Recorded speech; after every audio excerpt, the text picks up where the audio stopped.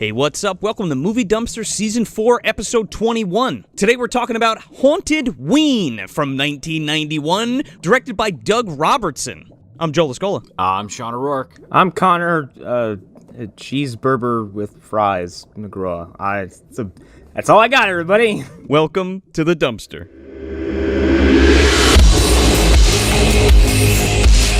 Damn.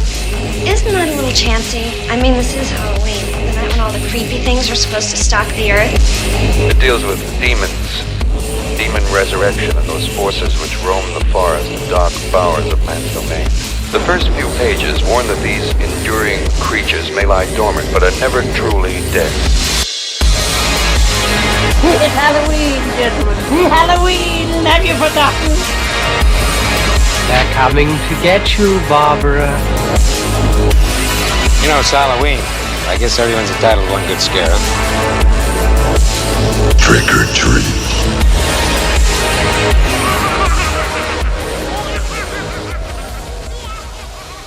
I'll take a large meal, please, cheeseburger. I'll take a large burger. Give me a bourbon burger. I need a glass of bourbon. I need a bourbon. Yep, it's one of those nights, guys. He's cracking them, dude. You at the fraternity, right? You're cracking those Coors Lights? If I was at that, after seeing this movie, I wish I was at a fraternity just doing keg stands for the next 2 or 3 hours because, we'll get into it, but goddamn. Yeah, man, and we're rolling right along with our Trick or Trash month. We got our second movie in the cauldron for the month. And by the way, don't forget to make sure that you listen to this whole episode because you got a secret code in there. You already got one from the Halloween episode. You get this one, you got one more. That's 3 chances to win if you can submit all of those secret codes because, we're doing a little different this year. It's not a prize for each movie. It's one big, giant prize pack. So, and you'll have up to 3 chances to get, you'll have 3 entries that will be put into the jack-o'-lantern, that we're going to pick out of, the pumpkin bucket. So increase your chances and send in those secret messages. Don't forget. Yeah, Richard Harris is going to run in screaming with that blue robe on. Who put your name in the cauldron? Who put your name in the pumpkin bucket for Movie Dumpster? Is it a sin what does he say? Is it a sin to hurt an animal? Can you commit to sin against a pumpkin? Well, we're going to find out. It's possible. It depends. You cut a hole in the back of it? Probably. Okay, and that's the show, everybody. Don't forget, hey, leave us a 5-star review on Apple Podcasts, wherever you get your podcasts. Would you please? That'd be very nice. We'd appreciate it. And if you want to jump to that Patreon, we got some tricks and some treats over there, wouldn't you say, fellas? On the $2, $5, and $10 tiers. Oh, yeah. We got that junk mail video, the first mailbag of us opening your stuff. And every tier gets that, so head over and check that out. And we got that mini-sode for Trick or Trash, either out or coming out soon, the Steve-O double feature. Oh, yeah, baby. That's on that $2 tier, so you don't even have to... Now, but if you do want some extra swag, you can do that 5 or 10 and support the show. That's a huge deal, too. So, up to you, but there's a lot of good stuff on that $2 tier as well. Yeah, get yourself an MD t-shirt on that $10 tier. And come along for those watch-alongs. We got that watch-along at the end of the month. We're going to be sitting down, watching a little MD classic. Oh, we sure are. Can't wait for that. With their costumes on, by the way. Yeah, it's a very special, spooky edition of the watch-along. If you've been following the Instagram a little bit, Joe had ran a poll a little bit late last month about who he was going to dress up as. And what were the options again, Joe? It was King Koopa or Kogashuko. And who won? Kogashuko won by a fucking landslide. That still kind of shocks me. I figured people want to see you turn your head into a bunch of fins. I thought for sure Koopa was going to win, dude. I was surprised. Well, the man's got a medallion, Joe, and he's going to split into 2 fucking people and get taken out by a couple of chumps in a vesiculated nutsack. Well, let's see what happens when I put that medallion on. You could have a cutout of Alyssa Milano's ass. Just walk around with that. Yeah. You know what you're going to have to do? You're going to have to watch that fucking watch-along and see if Alyssa Milano's ass makes an appearance. It just might after this conversation. It just may. And don't forget, if you go to MovieDumpsterPodcast.com, we have a store. by the way, and we never mention it. That's why we're taking the time to tell you guys, because we take it for granted that you guys are reading everything, but we're like, oh yeah, duh. We don't really talk about it much. But yeah, if you go over to that moviedumpsterpodcast.com and go to the store portion of it and the Patreon, everything's there, and even links to all your favorite podcast apps and where to get us. But yeah, you head over to that store, and we have Trick or Trash T-shirts that you can grab. Artwork by the wonderful, beautiful Davey the Scaredy Cat DeForn, who put that together for us. I'm actually wearing mine right now. There you go. I told one of the doctors I work with after seeing him for the first time in a few years, I was like, yeah, we're doing pretty good. We got a store. We sell towels. And for some reason, the towels thing, he was like, nice. Like, I was like, I guess we're doing pretty good. We do have a towel. Johnny Browning bought one, and Serge got one too. But yeah, right out of the gate, I don't hate this movie. In fact, I like this movie. There's not too much backstory to this, so there's not too much BTS to really dish out for you. So this might be a quick one. That kind of parallels the movie itself, doesn't it? Yeah, sure does. Well, I was gonna ask. That weirdly enough, this doesn't happen that often on this show, but this is a rare case where this movie only has an IMDb page. It doesn't have a Wikipedia page. If you look up HauntedWeen on Wikipedia, you get nothing. You get bleeding cool articles. You don't get a wiki, and then on IMDb it's like there's just one text blurb that's really there, and it's maybe a handful of trivia. I didn't look, but usually there's at least one or two plot synopses, and then there's nothing. There's just one. One of the trivia is the main the main chick character is like, this is her first movie, and you look at her credits, and it's a bunch of shit no one's heard of. It's like, okay, I guess that's trivia, sure. I don't think it matters. That's Blake Pickett, dude. That she's in Dark Universe, Fred Olin Ray joint, dude. Oh, okay. And They Bite. She's in They Bite as well. You said Dark Universe. My brain was like Dracula Untold. No, no. Abound. Hey, maybe you saw her on Cinemax, dude. After 8 o'clock or after 9 o'clock. Possibly. She's in some softcore stuff, dude. Nah, there was never an accessible blurred Cinemax in any TV I've ever in any house I've ever lived in. Oh, you were hanging on that channel with the volume down where you just caught a boob or whatever when it was all fuzzy. I used to watch wrestling pay-per-views like that if I couldn't get it, and I would just listen to it like it was old-timey radio, and every once in a while I could get a clear image of what was happening.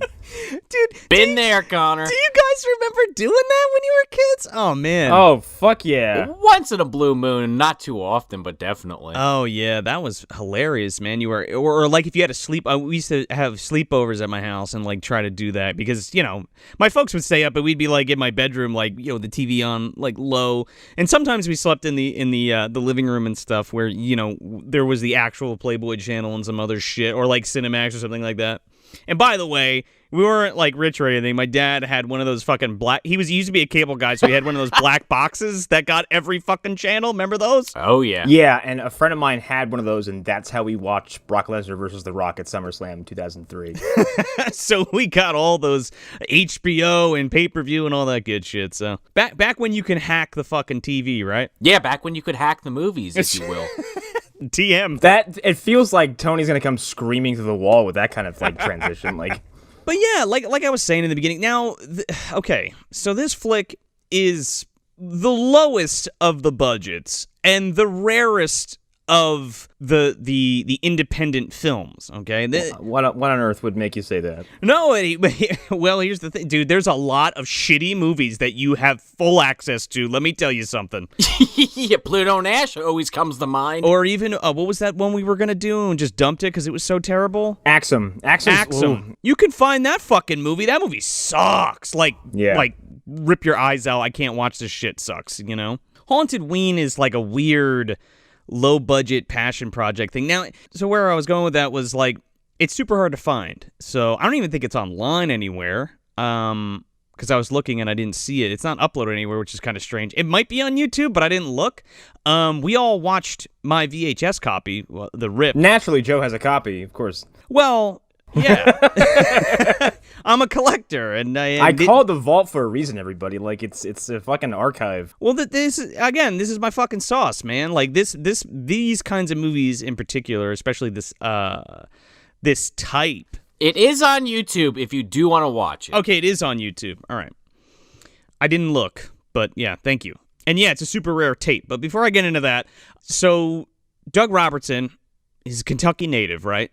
He wanted to make a horror movie, so he did, and he got the help of the entire community of Bowling Green, the whole town, and a bunch of people from Western Kentucky University College that he was going to at the time. And they made this fucking movie, dude, which is pretty incredible. That's cute. It's like the anti-Manos. Yeah, but it's pretty awesome, man. And they shot the whole thing on 16mm film. You know, despite its low budget, I mean, we'll get into it, but like this has a pretty high production value, higher than you would think it does, especially with the sound and the lighting and stuff like that, and even the camera movements and things. I mean, it's no fucking Peter Jackson film, but you know, it's higher quality than you think you're getting into when you watch it, right? I will say, I'm going to give all the kudos in the world to whoever did the music, because by the end of it, I was like, the music is so intense and so, I don't know, it's so comically good for some reason that I was laughing my ass off. Like, I didn't really want to get into the music yet, but since you brought it up, I'm going to steal something from Connor that he breaks out every once in a while to describe how this music made me feel. It was like a cerebral bore to the fucking back of my head. Because it's just the same riff over and over again. It's like, dun, dun, dun, dun, dun. Oh, in the beginning, yeah. Dun, dun, dun, dun, dun.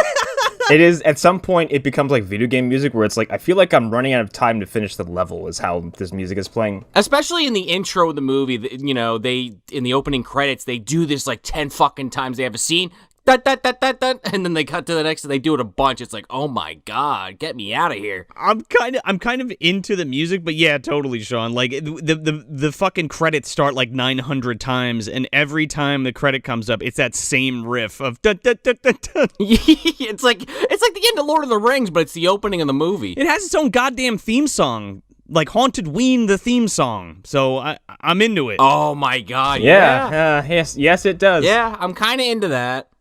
It does kind of start to turn into Here in the Darkness at some point, but... Kinda.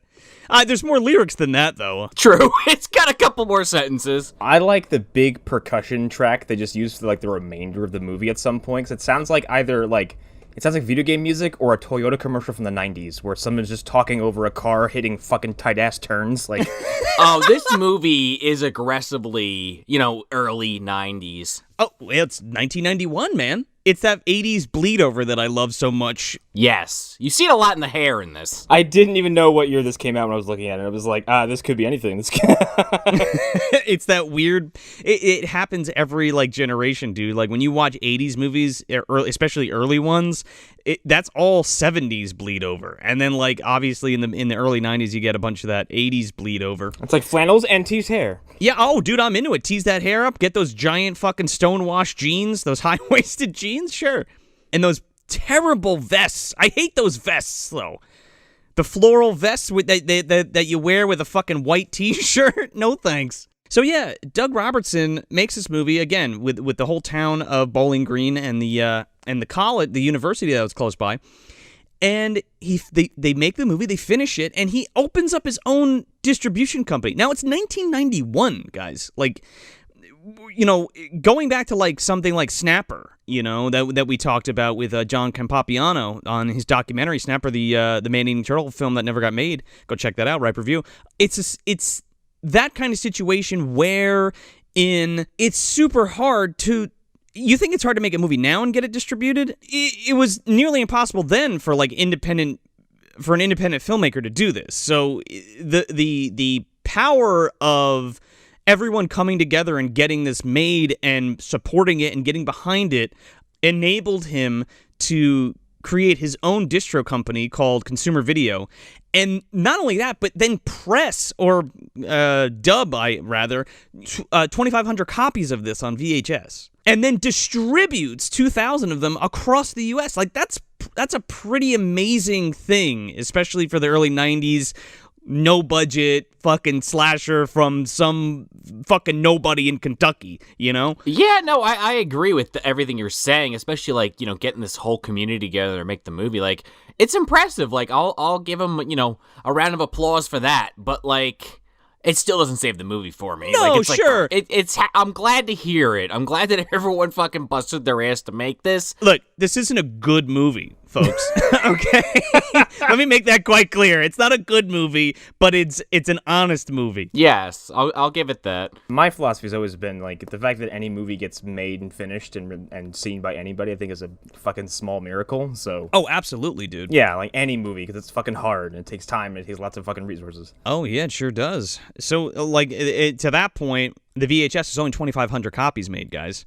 And 2,000 of them get distributed all over the U.S., and that's why it's such a rare tape. I mean, does it have any, like, intrinsic value for trade? Like, at that point, there's only, so many of them? You mean, like, for other movies in the community? Yeah, well, no, if you're a collector and, I have this tape and someone's like, holy shit, like, is there anybody who's after it and would pay a handsome price for it? Like, does it have any monetary value? Yeah, 100%. Okay. I will not, don't fucking message me, because I'm not going to sell or trade my copy. No, yeah, and I was asking a pure curiosity. No, sure, but, like, it's one of those things where, like, there are some really cool collectors that just want to see movies that are kind of, that, and these films trade hands to everybody, but, like, I'm weird about it in terms of, like, if it took a really long time for me to acquire something, I don't want to just not give it away, because of course it's going to somebody who appreciates it, but there's a selfish quality to it where, like, I want to preserve it, I guess is what I'm saying. Oh, I'm holding on to Dragon Gate merchandise I got in 2009 that are falling apart and unwearable, but I'm like, no, it was the first U.S. show. Get away from me.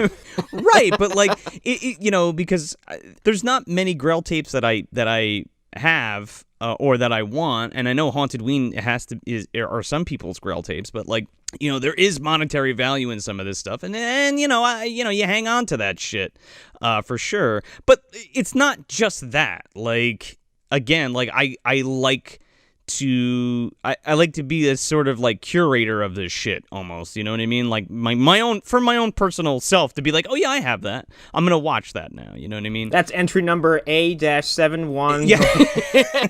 but I fucking roll down the ladder across the, that rolling ladder. Yeah exactly. It's like the SCP archives, like, everything has a name and a number. I like that kind of stuff, and I like to have a library of films, especially the weird ones that, not many people have. I mean, look, I'm not the fucking last word in VHS or rare films. Like, I have friends that are, like, way have way more rare stuff than I do, and way bigger collections and stuff like that. So I'm small potatoes compared to those guys, but I enjoy it. You know what I mean? Like, I don't do it. I'm not doing it I'm not investing in them. Put it that way. Right. I mean, you've got Munchie, and that's all that really matters, right? And I love that movie. I wouldn't, and it's not a super rare tape. He's like, the backbone of my entire collection, Munchie. But, like, it's not a super rare tape, but I would never trade that either. Do you see what I'm saying? No, exactly. Because I love it. Where the hell was I going with that? But yeah, it's a super rare tape. So and collectors are after it, and it's one of those finds where somebody would put it up. Like, I would never put it up on, unless I was fucking on the skids and I could not pay anything and I was gonna lose everything. Yeah, I'd fucking sell it. But, like, my copy of HauntedWeen, never. No. Yeah. No, seriously. But somebody would buy it. But, like, I'm not the dude who would go to a garage sale and find it for $1 and then put it on eBay for $1,000. Do you know what I'm saying? Yeah. It'd be like, wow, you scored that. That's great. You know what I mean? And if you don't even know what the fuck it is, then you're an asshole for even doing that. You know what I mean? Well, that kind of goes without saying. I could talk about the ridiculous fucking VHS culture what it's turned into, and I could do that for fucking 3 hours about people, like, get the new thing is to fucking get, like, common tapes, like, I don't know, Back to the Future, for instance. But if it's sealed, right? So these fucking assholes, they go and they get it graded, and then they try to sell it on eBay for like 10, 15 grand. It's like, what are you talking about? You're talking to the guy that literally takes the sleeves off of DVDs and throws them immediately in the trash. So oh, you're breaking my heart, dude. I hate those things. They get eliminated immediately. Oh, the slipcases? I mean, like, look, I can take them or leave them, but if it comes with it, I like to keep them nice just because. So I have a slipcase for a Batman omnibus, and that thing is so massive that every time I put it down, it just kept damaging the slipcase until it eventually just broke. So,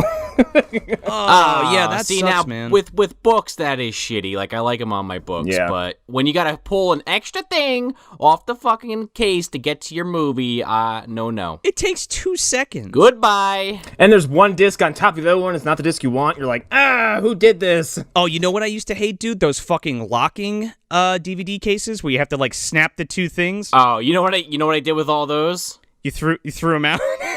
No, I just ripped the snaps off. Now you don't have to do that anymore. Sean's like, everything I have is on a fucking CD spindle. Oh man, spinning like a pizza or some shit on my finger. I just lost a piece of my soul, Connor, to know that those sweet discs aren't fucking protected. They're good enough. I also like to keep my stuff nice, so let's put it that way. Okay, so the things I have that I protected the most are, speaking of Dragon Gate, I have pay-per-view rips from Japanese television that come complete with commercials. Oh, those are the best, dude. From like 2000 and like 2003 or like 2004 of Dragon Gate pay-per-views, and those are in a CD book that never even sees daylight. Like, it stays in a drawer, and that's where it is. And like, I think it's like maybe 15 to 20 shows, and that is I'm like, nope, that's the prized possession. That's Oh yeah. So yeah, that's kind of it for the backstory of this. Robertson wanted to make a movie, and he did, and he got the support of all the community, and it's fucking rad, and he released it. And that's more than I can say about any movie that I've done. Imagine saying I grew up in a town that just got together and made a movie.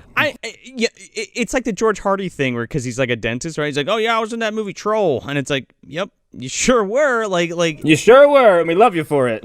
Yeah, well, he's a sweetheart too. So yeah, which one of you guys want to plot crunch this flick? A kid named Berber wants to be in a haunted house as an attraction or something, or part of the scare team. Meister Berber. Yeah, and bless you, Meister Blanca with that fucking mask he's got on. And discovers that maybe he wants to murder people inside of Halloween attractions while also being able to summon a Mjolnir that's actually a machete. And then at some point, he does do this and starts to terrorize people. But in between that, there's 15 minutes of shit. Man, I will agree with you. Did you say 15 or 50? Because it was definitely 50.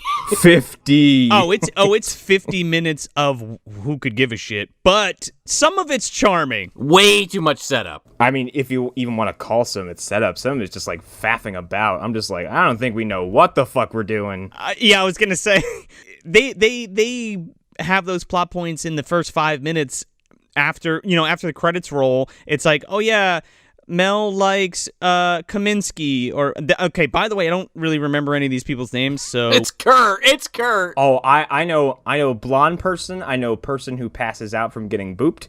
I know male. I know male 2. And Berber and Berber mom.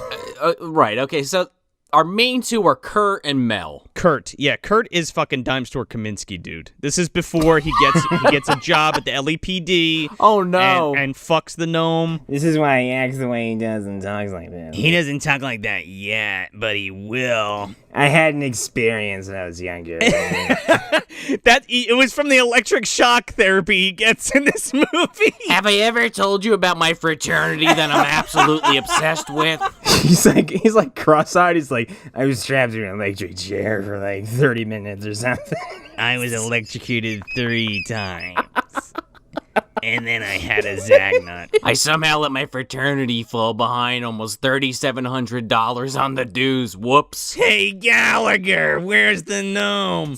He's got shocked and now he's like, yeah, Zagnuts. He has a fucking speech impediment. Yeah. So that was his Devo gun. And then we got Mel. We talked about Mel already. Mel's an interesting character. She might be like the only likable person in this whole movie, and even still, she's kind of annoying. Yeah, Blake Pickett, like we mentioned earlier. She the blonde? Yeah, she is like diet Patricia Arquette, man. I could see it. Well, she's also immortal, so that's what makes her special. She also kind of looks like Varwolf a little bit. Yeah, a little bit. Paul, you as a werewolf. Oh, yours a Haunted-ween or what? Oh no, it's Halloween house. It's Haunted-ween house. And then we have our killer. Yeah, we have our killer. We have our Bob Ross killer that we see his face like once at the end of the movie. I swear to God, until we saw his goddamn face, I thought this was Colobos and fucking, brought to life. Oh, dude, maybe it could be Colobos Beginnings. We don't know. We'll get to that ending. Yeah, I mean, he said he's pretty good with a trap, It's true. Yeah, so I just want to talk about a little bit about the beginning. So like Sean said, this kid Eddie, he's obsessed with like monster movies and horror movies and stuff. We learn like visually. This is what the parents from the Deadly Spawn were worried about. Oh, yes, right, exactly. There's like a family-owned haunted house, and like they won't let him scare people inside. So he does this weird fucking John McClane thing where he like crawls under the house and crawls through this fucking vent. Why does this house have fucking like air ventilation like Die Hard? Dude, this house is rigged like Solid Snake, like would train here or something. Like it's got these full body sized, like it's the width and height of a human being with plenty of space in between to just crawl around. Oh yeah, to be creepy underneath that house, and he does. He ends up like scaring this girl. He like locks this chick in this little girl in this room, and he's like, I guess he just wants to scare her, and he's bummed that he can't do that. But in doing so, he's chasing her around this room, and she accidentally impales herself on this like piece of wood, and it like freaks him out. But instead of him like being rocked by this situation, he just like pulls a magic machete out of nowhere and just starts hacking her up. I mean, that night was his first boner. Oh, I think so, yeah. Whoever holds this machete shall be worthy. Yeah, he cuts her head off apparently. We don't actually see it. We just see him swing it and blood goes flying. Yeah, and he gets sprayed. I will say that the makeup and the gore in this is pretty fucking good, especially how low the budget is. When they break it out, it is. No, for sure. And it's because, it really doesn't get cooking, like we said, till about 50 minutes in. So then him and his mom leave, and then like his mom, it's like 20 years later, and his mom has a heart attack, and he goes full fucking, she's like cooking dinner, and she comes outside, she's like, I made your fucking stew, and then she just drops dead. Yeah, well, he's out there chopping wood. Yeah. It happens in a fucking blink too. She's like, Eddie, I'm making your dinner. The next shot she's in, she's dead. She just has a heart attack and dies. We get a full Vader. He's on his knees yelling in the air. No! He fucking loads up the truck and heads back to Beverly, dude. He fucking throws mommy in the back, and he, gets in his fucking Jeepers Creepers van. Gotta go bury you in your childhood backyard. Hey, come on, Ma, we're going back to the fucking Berber house. Back to the fucking haunted mansion. TM. And then, we get like 50 minutes of like this fraternity, and like they need to raise money. They need to raise $3,700 because the university is going to revoke their membership to be a national fucking fraternity or something. I was never in a fraternity, but my understanding is that, a lot of the fraternities, they have like ones above them. Basically, it's, they're almost like a McDonald's franchising out. It's like, oh yeah, you're part of this fraternity, but if you don't give your money, the kick-ups, you're basically out of here. It has nothing to do with the college per se, but so it's a pyramid scheme. Yeah, they're totally being scammed. I guess technically. Yeah, it's like the Skulls, right? Like charging these assholes like rent on the name to be a fraternity, because these guys live in like a fucking farmhouse or some shit. Right. I mean, I could be mistaken about that, but I think that's the idea. And then if they don't pay their dues, then because they're no longer considered a fraternity, they don't get away with as much shit at the college. Question mark. I could ask my brother. He was in one, but, I could report back on the next episode. Oh, man, is he a Freemason now? I have no idea. Is he Illuminati? Maybe. He might be. Watch his eyes. Ask him who Jack the Ripper was. But yeah, it's like we're not even exaggerating. It's like the 50-minute mark. They finally because they have this whole, drama, Mel and fucking Kurt, she's gonna break up with him, but really she's just trying to, get him to, chase after her, and then they go fucking tanning. Her dialogue consists of, oh, what's his name, Chet? Sure. Kurt. Oh, yeah.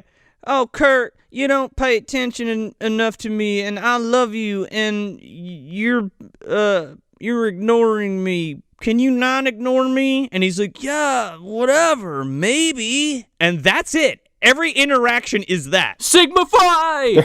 Their whole relationship is will they, won't they? Yeah. So then they finally, like, again, not to keep saying it, but at the fucking 45, 50 mark, they come across the old fucking haunted house, and he's like, oh, yeah, you know what, actually, this would make a pretty good haunted house. We're just going to break into this fucking abandoned building where this little girl was murdered 20 years ago, and we're just going to do this without a permit or anything. Yeah! Okay, so they're trying, first they have like a, like a party. And they have a party, and they're charging people like $3 a head to come in or whatever. Which, by the way, would it take like 1,200 fucking people to like make the money they need? $3 a head in that small ass town. Yeah. My favorite character, but also my least favorite character, if that even makes any goddamn sense, is this fucking Screech knockoff Hank. Dude, that is Jeff Foxworthy without his fucking mustache, dude. This guy, he's pretty funny, but his voice is just so goddamn grating. Oh, is he the excited Southerner? Basically, is what like I would call him. Yes. Okay. Every time he opened his mouth, I was like, that reminds me of Sean doing Gramps. Like, hey, how you doing out there? I cooked him like a bone steak. Hey, make sure you give me that $5. I'm gonna make a fortune. He's walking around in a butler's outfit at one point, and he's like fucking handing a chick a $10 bill. He's foghorn leghorning all over the place. Oh, it's he's pretty funny. There are some funny bits to this that I laughed out loud at. Did anybody else catch the fucking Kentucky Fried Pee-wee with the fucking bolo tie? No. Oh, dude, we got to make a post of that. He has 2 scenes in this movie, one at the party and one where he's on fucking Kevin Dillon Light's van later. Kevin Dillon is already Matt Dillon Light. Have you heard me, Kevin Dillon Light? Oh, dude, he's like the fucking the Siamese twin that was cut off and put in the attic. Oh no. He's one of the lost Bradley brothers, man. Open your mind to me, Kevin. I'm Kevin Dillon's mitosis brother. I'm Dylan Farnham. Yeah, going back to what Joe was saying though, Eddie in POV fucking walks over there and he just goes up to Hank and just hands him the keys to the fucking house. He's like, "Wait, you're gonna let me just go in there and use your house?" He's like, "Okay, yeah, well, it's kind of weird, but yeah, we're gonna do it." This ain't suspicious in the slightest. And he's like, "Yeah, just make a haunted house. Don't worry about it." Eddie pulls up in his fucking Jeepers Creepers van and just comes up and knocks on the door. He's like, "Hey, I'll come on in." He's like, "I'm not here to party. I'm here to give you the keys to my house, because you should open a haunted house." And he's like, "Why the hell would we do that?" He's like, "You could make a lot of money. I used to be a fraternity brother. Bye." Please ignore the hanging buzzsaws and the spring-loaded sledgehammers. This fucking idiot. He's also the treasurer, this guy. Oh, and yeah. he's just giving people money all willy-nilly and shit. Well, then, you know what? This frat doesn't deserve to exist. If it's No. They do have a funny joke in the beginning, though, when Kurt's like, "Yeah, Hank," he's like, "You're the treasurer. What the hell happened? I thought you were going to, contact them and explain things." He's like, "Oh, yeah, I did." He's like, "I sent him a check for $14, and I said, hey, we need help." And he's like, "No wonder we're in trouble now." And then the fucking Mel shit continues. And I had to write this one down because this one, like, made my brain melt. She's talking to her friend. And her friend's like, "Oh, you've known me for 7 months now. You got to tell me what the deal is with your boyfriend." And she's like, "But I love him." And she's like, "Oh, she's like, oh, he's ignoring me or whatever." And she's like, "Well, fucking dump him." And he's like, "But I love him and I want to spend time with him and I can't dump him because we've been dating for 6 months and I've known you for 7 weeks." Yeah. And that's it. I think that's like the length of the story, because then she starts to go like, fuck that Dylan, the fucking mutant Dylan brother. Well, that's her whole plan, is to get him jealous, and like, he almost blows it. Like, he finally like gets the fucking hint right before she's about to get into bed with this guy, and is like, "Yeah, oh, actually, I love you." And she's like, "I was waiting for you to say that the whole time." Right up to this moment where I was in bed with another person. I never left you the whole time. And he's like, "I would literally say anything for you not to have sex with somebody else and just be faithful to me or whatever, because I can treat you any way that I want to. So I'll say whatever I have to get you to not leave." Yeah. But at that point, like, they already have the party's already rocking, and, you know, they're charging people $5 this time. Oh, dude, it's so funny, too, because when they go to the house, they have a key, and they open the fucking door, and the door just falls down. Yeah, the one guy's like, oh, good thing I had a key. The night before, so they spend, there's like a big montage of them like putting the fucking, you know, dressing up the house for the Haunted-ween party, and the Haunted-ween theme kicks up that we were talking about. It's a Haunted-ween. It's a Haunted-ween. This movie had the audacity to do a musical montage that runs all the way through at like the 40-minute mark. I was like, are you fucking kidding me right now? It's like 10 minutes, man, of film. They also had local band The Side at the fucking party, just up there just playing some of their original music for like 10 minutes in the middle of the movie. I love too, because like at the 40-minute mark, we finally get the backstory. Like, everybody gets the plot dump from the sheriff's daughter about what's happening at the house after they've already fixed it. Let's go to the campfire so I can tell you about the plot. Yeah, while they're there. She didn't say this before they went. But they knew it the whole time. And the sheriff doesn't even shut them down either, because he comes right when they're building it, and he's like, what are you kids doing? You don't have a permit. And he's like, well, we got the keys, man. Some guy gave it to me, or whatever. And the sheriff's like, yeah? Well, I'll be watching you. He's like, well, this problem will work itself out. And then he just fucking leaves. This sheriff is definitely, like, I know, Joe, you were saying this was just a town of people coming together to make a movie, but this was definitely somebody's friend playing the sheriff, because this guy's pretty bad. I did read that he was in some Ernest adjacent thing he was in. Of course he is. But yeah, she's explaining the whole backstory about, oh yeah, by the way, Little boy drowned here. Yeah, did you know so-and-so killed a kid in there? Much like in Halloween 5 when they find out that Michael Myers was killed his family in his house. Or in 6, excuse me. So she tells them all that, and they're all like, oh wow, that's crazy. And then these these two like hippie fucking couple, they're like, all right, well anyway, we're gonna go skinny dipping and fuck. He looks like the fucking guy from part 3 who gets his head squeezed, that wears that bad sweater. Yes. Oh, the one that has his eye pop out and it's in 3D and it shoots at you. Yeah, exactly. He looks like a living Ken doll. Oh god, you just took the fucking words right out of my mouth. I'm like, he looks like Pixar Ken. Like, but they walk into the lagoon, and this is like, I guess the first time Eddie decides to kill them. And by the way, I don't know if this counts as ripping off Texas Chainsaw Massacre, but like, we'll get to something where they totally do later. But this character just wears different masks all the time. Like, he's wearing an old man mask to kill these people in this point of the movie. Yeah. That's a guy. That's an actor going like, well, I got this mask, I got this mask, I got this mask. And they're like, just use them all. I'm kind of into it, though, that he switches his masks up. I don't hate it. I was a little confused at first. It's almost like different personalities, too, when he puts the different masks on. Yeah, which you see more later. Yeah. He kills this couple. He takes, like, the one guy, and he slits his throat and, like, throws him against a fucking tree with a blade in it. Dude, he lifts him up off the ground by his face and then stabs him. He pins him to the fucking tree by shoving a machete through his throat. It's really cool, actually. Yeah, it looks really good. I do like he likes to pick people up like they're tiny kittens. He's just like, here, let's go. Like, and then this fucking girl is just out in the water like, come on, I'm waiting for you, where are you? What are you waiting for?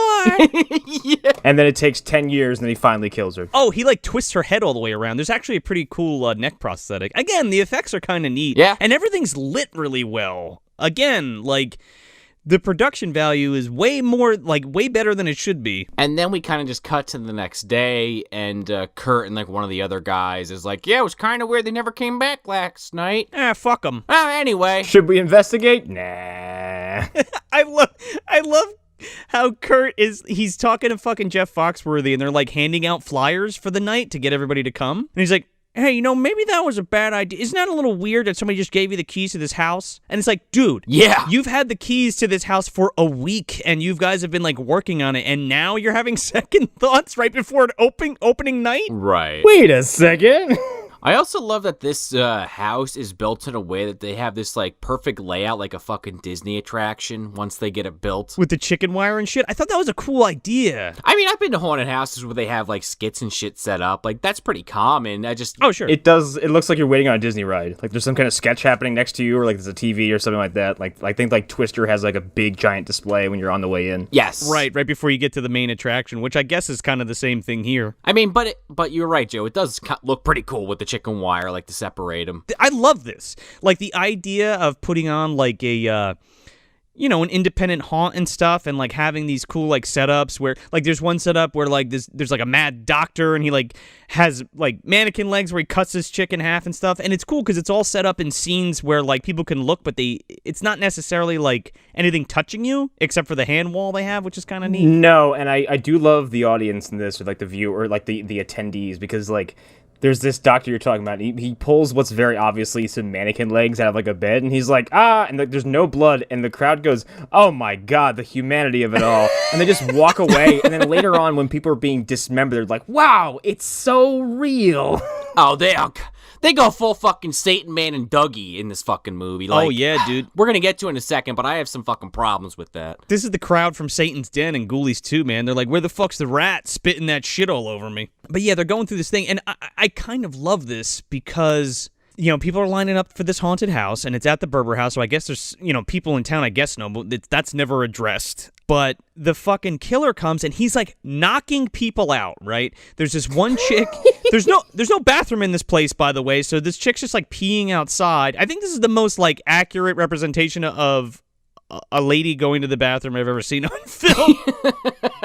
Well, he picks her up and fucking rocks her head on a branch to knock her out. Dude, he fucking brains her on a tree branch. Oh, come on, guys. He gives her a cute little boop, and then she goes to sleep, okay? It's real funny. He picks her up, and he's like, boink.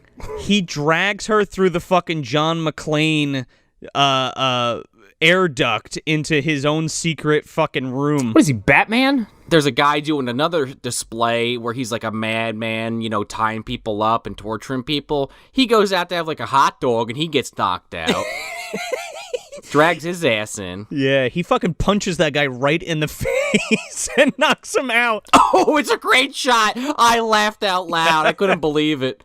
So then we get to this fucking kill room that he's set up. Now he set up, and obviously we know, but the audience, the patrons don't know. Yeah, they're all tied up, and this guy, the killer's in there, and he's like putting on a show for them with like his fucking mask and stuff. He's like Jack Nicholson's Joker, like posing and shit. I really love this though, because like he takes the thing, the gag out of her mouth, and she's like, "Help me, he's crazy," blah blah blah. And they're like, "Yeah, killer." So realistic. All right. I wasn't really hating it yet.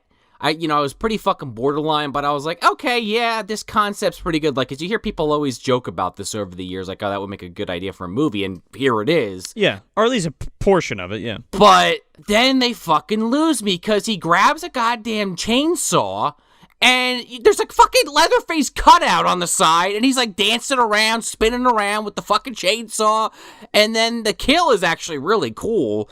He puts a chainsaw behind the girl's neck and cuts her spine, essentially killing her. Yeah, he fucking severs her spinal cord. But, like, why do we have the fucking Leatherface cutout in the fucking room? Because remember, point and laugh. Well, that's the thing. If you look around, there's posters for all kinds of shit. I think there's a night shift poster, or a graveyard shift poster, not the Stephen King one, the vampire one. I'm just trying to remember off the top of my head. I know there's a Nightmare 4, and I know there's there's two standees. There's a Leatherface, and then behind her is a fucking Pumpkinhead one. Yes, there is. See, my problem is, like, they're trying to have their fucking cake and eat it too, is my issue. Is like, well, what do you mean? Either don't have the posters, or just don't do a fucking chainsaw gag when you have a literal cutout of Leatherface right next to her. It's just stupid. Oh, Sean's point is they're leaning too far into it. Oh, yeah, but I think that kind of adds to it, because with all that stuff around, it makes it more unbelievable. Does that make sense? No, it makes sense. I just thought it was stupid. It also makes this guy look like a complete fucking lunatic for being like, hey, Leatherface is my favorite, and then he's great. He kills people with this. Yeah, well, yeah.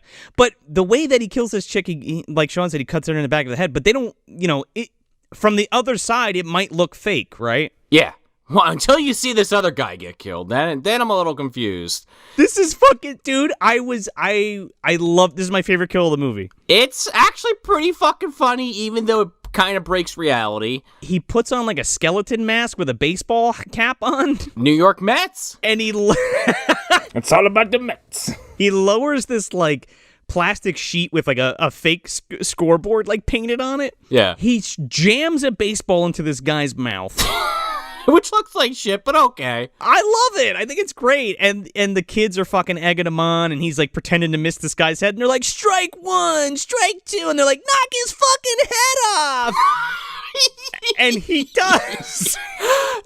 Okay, again. He literally decapitates this motherfucker with a baseball bat. And these people, again, are like, wow, so real looking. That looked awesome. I get that the movie's being tongue-in-cheek. I'm not ignorant to that, but No, I sure. was still like, come on! Like, I know the first kill you could maybe argue, well, they don't really see what happened. You could buy it, but the guy's head flew off. Like, come on! I love it so much, dude. I love it. And you know what? It's a thing of like, I feel like maybe people would be like, wow, that's great. I'm actually into that kind of weird shit. You know what I mean? Or people be like, wow, that's great. Oh my god, if I don't get out of here, I'm going to be killed, so I'll pretend that I think it's great. oh yeah, ha yeah. Haha, that's so good. Oh no. Listen, I'm not trying to overanalyze this too much, because, I mean, to your point, I'm sure there would be in real life people that just see it and don't even overthink it, but to me, I'm just like, that person's totally dead. Oh yeah, no. To your point, if I saw that, like somebody get decapitated, I'd be like, wow, that's a lot of magic for a bunch of fraternity fucks to pull off. Yeah. So then, the people shuffle out and, they show a shot of all these people even like, wow, that was so realistic. Oh, that was great. I love that stuff. Yeah. So then Mel and Kurt and the Dillon brother get kidnapped next. This guy's got a hell of a right hook. He's just walking around just knocking people out. Just bam, bam. Dude, he Three Stooges fucking Kurt and Mel. He knocks their heads together. So Kentucky Fried Pee-wee comes back and he's on Kevin Dillon's car. Kevin Dillon, the lost Dillon brother. We got the lost Baldwin brothers, then we got the lost Dillon brother. Diet Kevin Dillon. Oh, dude, I don't know. He's like Coke Zero Kevin Dillon. He's like the Elephant Man version of the Dillon brothers. But anyway. Jesus Christ. He ends up getting fucking bonked and like a noose thrown around his neck and dragged into the fucking hole or into the John McClane hideout. And then yeah, Kurt and Mel are there and he just fucking smashes their heads together and they get dragged in too. And then he's got his final setup and this one audience member fucking kills me. They reuse a shot of him because they must have been so fucking happy with it. He looks like Weird Al. Oh yeah, hang him, yeah. Hang him, and they show the same exact fucking shot twice. I guess they just needed an extra 5 seconds of footage. At this, I gotta preface this with the fact that like Jeff Foxworthy's like out collecting money, and then he's reading a Playboy, and he's like, "Oh man, I need to go. I put this together. I need to see this mother." And then he goes into the haunted house. Right. Thank God he did, because otherwise there'd be a lot more bodies. Yes. I love that this guy is the one who's like, hey! Yeah. Yeah, the guy you would least expect. So the setup is right. Poor man's Dillon. He's noosed up. He's hanging by a fucking cord. Kurt, like you guys were joking about, is in a literal electric chair, like Ernest, and Ernest just goes to jail. And Mel is in the worst position possible. She's literally duct taped to the wall, and this fucking killer just walks up to her and starts slitting her wrists. Stabbing her in the stomach. But first he's like taunting them, and everybody's like, yeah, kill that one. No, kill that one. And he's like going around with the machete like, this one? Yeah. How about this one? He ends up taking a scalpel, like Sean said, and like slits her wrists and her stomach while she's in the duct tape.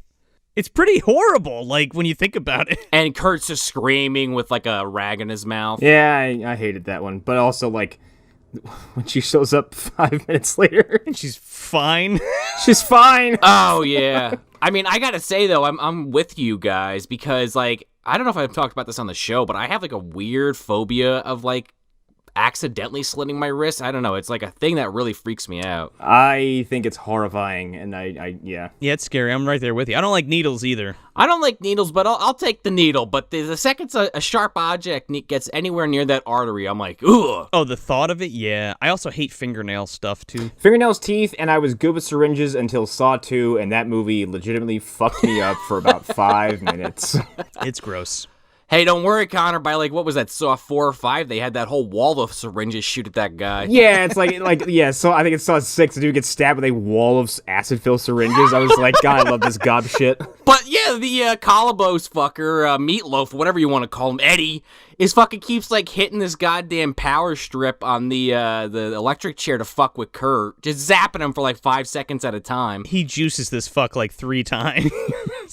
Until he starts talking like this. Until he just walks over and hands him a Zagnut, and that's his first experience with that candy bar. And he's just like, Zagnut. It calms me down. What happened, Kaminsky? Were you kicked by a mule? No, I was held hostage in a Halloween attraction. Did you like those when you were a kid, Kaminsky? No. Now, him slitting the wrists, I could see that from the audience perspective. You think that's fake. Sure, because it's behind duct tape. But the part when the killer just knocks the fucking chair out from under the fucking guy with the noose, there's somebody help that guy. What are you just standing there laughing for? Well, it could be one of those things where he's got a rig in his up his back. Okay. They're like, look, just like Michael J. Fox and Brendan Fraser. Oh no, just like David Carradine. Yeah. Well, no, he died. Oh. Oops. No, Michael J. Fox and Brendan Fraser were, I think it was Back to the Future 3, and then the first Mummy were both legitimately being hung because the harness didn't work or something like that for a couple seconds. That is so fucked up, man. Yeah. It's just it was a malfunction, but it's still fucking horrifying.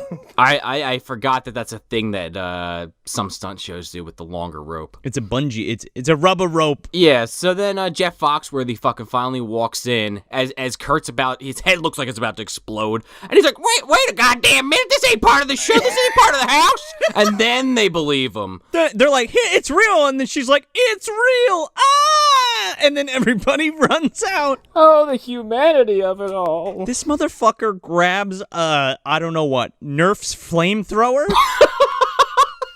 Yeah, what is this thing? He has a case that says R.J. McCready special and just lifts it. Yeah.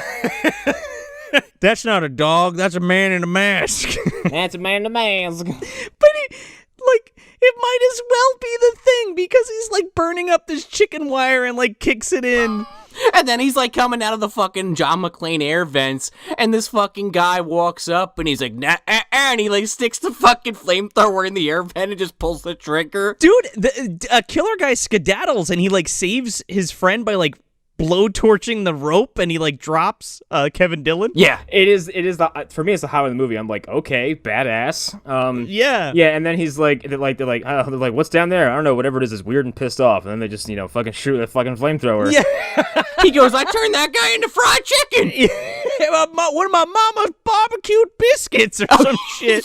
Yeah, the barbecue biscuits. But what happened is that he cooked the mask so much that it burned him on the inside of his face and left the mask intact because it's seemingly flame-proof. Yeah, just like Michael Myers in Halloween 2, yeah. Well, that's what I was going to say. He takes a page out of fucking Michael Myers, and he's taking a page out of Jason Voorhees by teleporting into a van that he then just drives through a fucking barn wall and starts driving away. I love that he goes out of his way to take out the sign for the house. He has perfect clearance, and he makes a very apparent sharp right and just takes out the sign. I've always hated that thing. Production value, man. That's what I'm talking about. So then Kurt, in a fit of rage because he's, like you guys were saying, Mel's alive, but she's, fading fast, and he grabs the shotgun out of the sheriff's fucking car. I just want to address that real quick. The sheriff shows up and then seemingly disappears because there's no cops in that car, and Kurt fucking takes the shotgun out of it. He's like, oh, this problem didn't work itself out. Shit. Just dips out. And then proceeds to chase the van on fucking foot, dude. Oh my god. Yeah, he takes a shortcut across a grassy plain, and this motherfucker... I don't think the production team knows how a shotgun works unless this was a Resident Evil 2 shotgun that had explosive barrels, because he shoots this thing from 20 yards at this van going at least 15, 20 miles an hour, and it explodes like it had C4 in the fucking vehicle. It's almost time. The secret code is Kentucky Fried Pee-wee. Send us a direct message on your favorite social media app for a chance to win this week's Trick or Trash giveaway. Again, the secret code is Kentucky Fried Pee-wee. And remember, kids, the clock is ticking. Don't miss it. And I know Sean said he's got a burnt face, but, like, this is the first time, while he's driving away, this is the first time you see the killer's face, because he takes the mask off and he's all fucking burnt shit on one side. Yeah. The side of his face, he looks like goddamn grilled cheese. Oh, yeah, dude. My favorite shot of the movie is after they shoot him, you're like, all right, he's dead. And then, like, it's just this one long shot of this flaming van rolling down a fucking hill. And I'm like, this guy doesn't have the fucking decency to die quickly. Like, we're just watching this fucking thing roll down the hill and into some trees. Like, I fucking laughed out loud because, again, like, I cannot stress the fact enough. He shoots his van and it fucking blows up into a fiery inferno, man. It's a frame that is on fire and it's just fucking rolling down a hill. And he's still driving and then it stops. Yeah. And then he's like, and then Kurt's like, oh, finally it's over. And then the fucking van starts driving away and the movie just ends. Yeah. Somehow a better ending than Halloween 6, though. I fucking love it so much, dude. Well, I mean, can you imagine them, like, blowing Michael Myers up and he gets up and just runs away and he's on fire for about 30 seconds and then just runs off? Well, that's what happens at the end of 2. Technically. And then just runs off frame, and then it's just credits. Like, he might as well be, dude. Like, I would prefer that so much. I just love how the movie's just like, all right, get fucked, get out of here. Well, okay, there's one last thing. You got to get to the end of the credits. God damn it! At the end of the credits, a fucking title card comes up that says Haunted-ween 2 coming soon. Oh, there's been an Indiegogo for this for a minute, actually. Yep. Yeah. Like, I saw that as I was looking this movie up. I just about fell out of my chair when that popped out. I was like, there's no fucking way this gets a sequel. Get over to Indiegogo and support Haunted-ween 2 and make it happen. Despite my feelings on this movie, if that happens, I'd be super happy for those people, because that's fucking wild. I would be the first in line for that crazy shit, dude. It's like see you again in 25 years. Exactly. It's like Haunted-ween H2W, man. It's the Return, directed by David Lynch. Halloween 20-ween. Haunted 20-ween? Well, it would be the 30th. It's not 20. Oh, that's right, yeah. It's 30, guys. H3W, man. Haunted 30-ween, yeah. The 90s were 20 years ago. Don't do that to me. Oh, Jesus, man. Secret of the Witch. The Secret of the Witch. Meatloaf returns, yeah. Exactly. Spicier. Bob Ross strikes back. He's got cheese in his meatloaf this time. Oh, delicious. He's got some tomato soup to go with that fucking grilled cheese face. Yeah, there you go. So what treat is this in our treat bags? This is a piece of nondescript hard candy that has no notable branding and nor indication of flavor on it. And then you bite into it, you're like, yeah, I don't think I need this. And you just kind of spit it out and move on with your life. Like, the level of ambivalence I felt towards the entire 50-minute stretch that we had there was just like, I was like, man, like, I could be washing my hair, I could be doing other things. Like, it's just, here's this movie, and I'm like, and it's just gonna fuck off the next 20-ish minutes, because at that point it was like half hour into the shenanigans. And then when it rolls around to the ending, like, admittedly, the ending is hilariously bombastic. Like, it's between the horror stuff, the effects, the gore, and then suddenly, like, people pulling out flamethrowers and shooting shotguns at moving vehicles to 20 yards away. Like, it's like, oh, okay, suddenly this goes up a fucking level. But other than that, I don't care for it.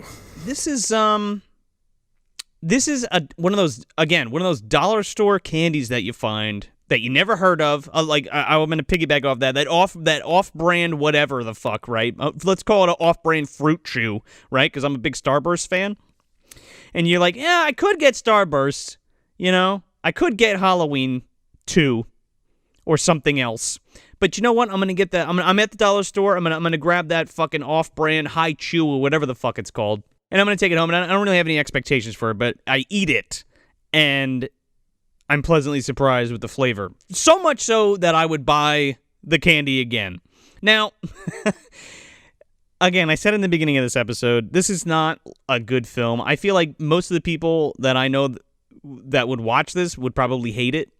It's fun. I had a really good time revisiting this, and again, I can't stress the fact that like this is like the lowest of the low budgets, guys. Like, and the production value just blows my mind every time I see this, because like the way if you've ever made a movie or you made a short or you shot anything, if you're behind the camera at any point in your life, you know how hard it is to pull off some of this stuff. And I gotta tell you, this is shot on film. This is shot on 16mm film, and the sound is really, really good. Like, better than it has any right to be, in my opinion. And the lighting is really good too, and the camera movements, and you know, the budget. They must have, like, again, there was a ton of favors they must have had to call in, because like there's giant fog machines when they're at the lake to like have all that fog, and like big giant fucking Fresnel lights, because they didn't have LEDs then, so like they were like these big giant fucking like hot lights that they had to use to like simulate like moonlight and shit. And they have all of those things, and it really adds to the movie in a weird way where like there's a lot of shot on video stuff that really sucks. Like, I'll be the first one to sit here and be like, this is terrible. Like, I can't watch this. Like, I have a hard time watching it. But this is low budget in the way that I like it, where it's very honest, and they tried really hard to make this a good movie. And I don't know if they really succeeded, but I had a really good time with it. I think the gore effects are really fun, and I don't know, definitely give it a shot. You know, check it out if it's on YouTube, and it's one of those kind of quote unquote lost movies. Not really, since it's on YouTube, but for a while you could only get it on tape, and it's only on tape, and there's only so many copies of it. So for a long time you couldn't watch this movie. So go check it out. Fuck it, right? If you got some time to kill, I think it's a decent time, and I had a good time. Even in the boring parts, I had fun. Just like listening to the dialogue is funny as hell. Like, it's cheesy as hell. I don't know. It's again, like I said at the beginning of the episode, this is my sauce for sure. And yeah, I like it. This is like edible underwear, but with a caveat. Oh my god. The person you're eating it off of, they haven't bathed in a day or two, so it's not really a pleasant experience. Should have seen this coming as soon as he said edible underwear. And the underwear, you know, typically you would expect it to be like, you know, some kind of fruit flavor like strawberry or watermelon, grape maybe, but this one's got some fruit butt. Well, not quite. This is you know, it's made out of Mary Jane, so it's like it's not fun at all. It's just a total chore, a disgusting fucking chore. This movie is the drizzling fucking shits, guys. This is worse than Halloween 6.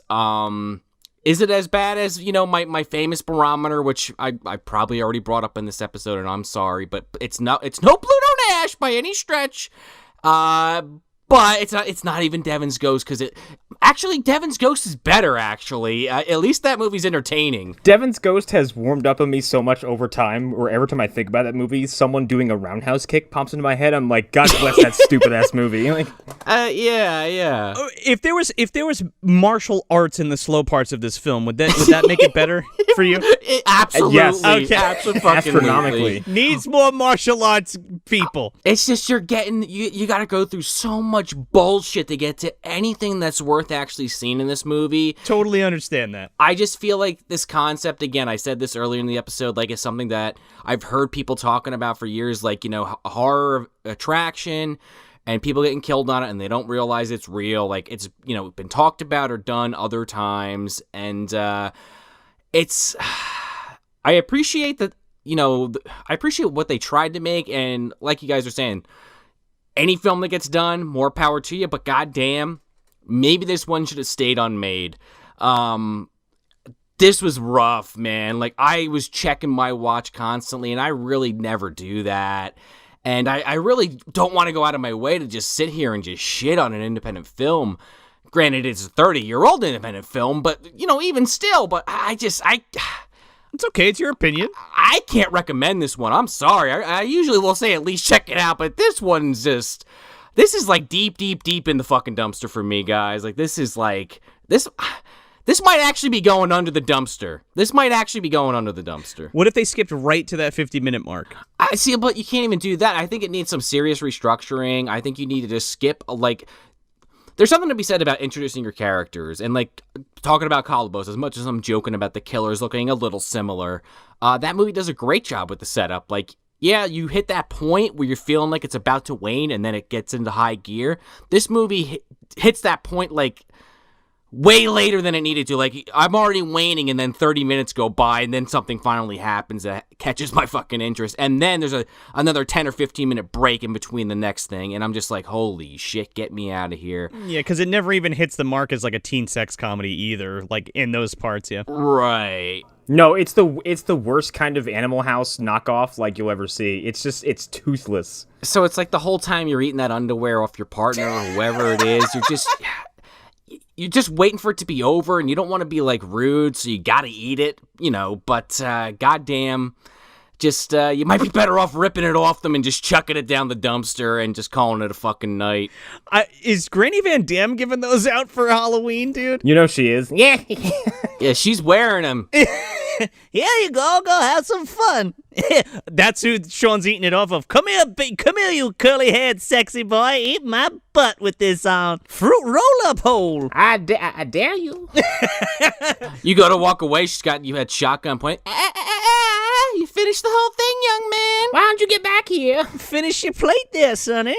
Trick or treat? Hmm? She's suddenly become a Southern belle all of a sudden. Now we're all doing this impression. She puts it on, dude, She's a chameleon. She fits into anywhere. She's a social chameleon. Anything to get a literal rise out of you, She's got that predator technology, so you don't want to mess with her. She's just after everyone being naked, that's it. I got grape, strawberry, and raspberry. Take your pick there, sweetheart. Do you think, though, you're saying that she makes people wear them and maybe even she wears them, but I feel like when her and Charnetsky get it on, I think he's the one wearing them. Put this on, you fat slob. Well, he puts fucking, like, chicken skin underwear on her, dude. Eat it up, Granny. Oh my god, I fucking love that shit. You're such a dirty boy. Oh, that's chunk style for sure, baby. It really scratches the pimples on my ass nice. Oh, jeepers creepers, and Dobby's just in the corner sobbing. Dobby, you're gonna clean this up when we're done, don't you dare forget. What's he doing here? He won't let me leave. Help me, Granny. Get over here, you little elfin hootin'. That big nose is good for something. She's forcing Dobby to fucking eat her out. That is an image. Dobby's not enjoying any of this. I don't like strawberry. Dobby hates Mary Jane's. That's all right. It's like that scene from Aladdin where fucking Iago is force feeding the Sultan. He's just shoving him the crackers into his face. It's just like that. He's like, take your edible underwear. Oh my goodness gracious. But leave us a 5-star review on Apple Podcasts or wherever you get your podcasts. Yeah, leave us a 5-star review after that experiment in dignity that we just spent 5 minutes on. Do it for GVD. Do it for Dobby. Happy Halloween, You can listen to the sound of our shame fluttering out the fucking windows. All in good fun. But seriously, do us a solid. Support your favorite show. Come on. We already know that you heard it, so make sure you go over on your favorite social media platform, whether that's Twitter, Facebook, Instagram, doesn't matter. Message us that secret code, and that will get you another entry for the Trick or Trash giveaway this month. And make sure you head over to that Patreon, $2, $5, or $10 tiers. That $2 tier, I got to tell you something. There's some good stuff just for that $2 tier. We got the mini episodes coming up for this month. And we got that mailbag video up there, and we're going to have some other special things dropping on that $2 tier, too. But it's also accessible at the 5 or 10s. And if you do 5 or 10, you net yourself some swag, for sure. Get yourself that popcorn fucking air freshener. Oh, yeah, there you go. It's nice. Dobby's going to be hanging that on his nose after what he just went through. And if you caught that Halloween 6 episode, which you should have probably listened to before you listen to this one, but if you head over to My Spooky Gay Family, you can check out their review of Halloween 4 with special guest myself on that episode, Joe. I'm on that episode, so go check that out and give them subscribe, Spooky Gay Family. And Joe and myself, speaking of, well, it was earlier in the episode, but speaking of Hack the Movies, Tony from Hack the Movies. Oh, yeah. We just appeared on his Bram Stoker's Dracula episode. I mean, Mostly Joe, but we're both on there. You have to go listen to Hack the Movies. Go subscribe. Also check out the Mary Shelley's Frankenstein review on Hack the Movies. We're going back to Switzerland, folks. Mary Shelley, here I come. We're swimming through that vaginal fluid to make the bride. We're slapping that fucking penis to our legs. We're sewing it up. And we're going to check out Robert De Niro as Frankenstein. So don't miss that. Head over to Hack the Movies and check out Bram Stoker's Dracula and Mary Shelley's Frankenstein, featuring both Sean and myself. So that's it. That's Haunted-ween from 1991, directed by Doug Robertson. If you want some more good, bad, and god-awful movie goodness, head over to MovieDumpsterPodcast.com and follow us on all of your favorite social media and streaming platforms. You can also head on over to our Patreon page and sign up for the $2, $5, or $10 tiers for monthly exclusive content, or drop by our merch store and grab yourself some non-committal swag. Yeah, and for no money at all, you can leave us a 5-star review on Apple Podcasts or wherever you get your podcasts to support your favorite show. I'm Joe Lascola. I'm Sean O'Rourke. I'm Connor McGraw. Thanks for visiting the dumpster.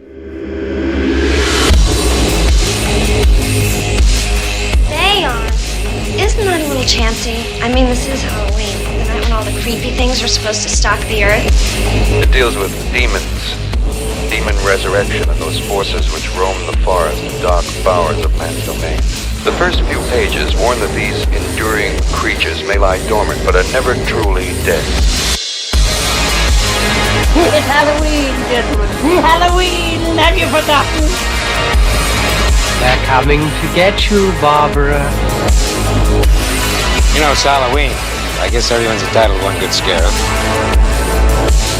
Trick or treat.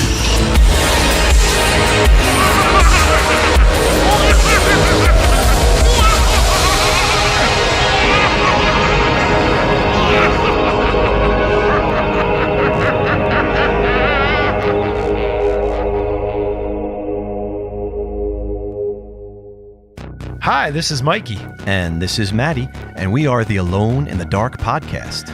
Join us on this nostalgic journey through horror where you will find top 5 themed podcasts and audio commentaries curated for some of your favorite horror films. If you're into celebrating the best films that came out during a certain year, then you'll really dig our class of episodes. We even repurpose lines from your favorite horror movies to create a brand new story for our special In the World of podcasts. We bring you something different each and every episode, so let us be your video store curators. Fun is guaranteed, and there are never any late fees. Remember, you're never really alone in the dark.